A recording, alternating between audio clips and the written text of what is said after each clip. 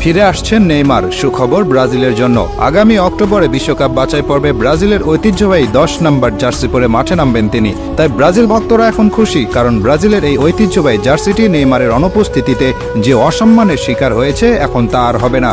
আগামী অক্টোবরে শক্তিশালী দল চিলির বিপক্ষে খেলবে ব্রাজিল। বিশ্বকাপ বাছাই পর্বে ব্রাজিলের অবস্থা এখন খুব ভালো নয়, আছে 6 নম্বরে। পৃথিবীর ইতিহাসে একমাত্র দল ব্রাজিল যারা সবগুলো বিশ্বকাপের আসরে খেলেছে।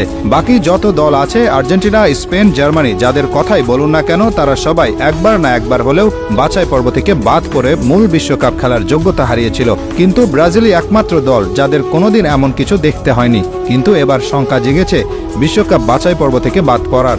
আর তাই এমন সময়ে দলের প্রাণভোমরা নেইমারের দলে ফেরার এমন ঘোষণা আশা জাগিয়েছে ব্রাজিল ভক্তদের মনে, কারণ নেইমার কি জিনিস সেটা সকলেই জানে।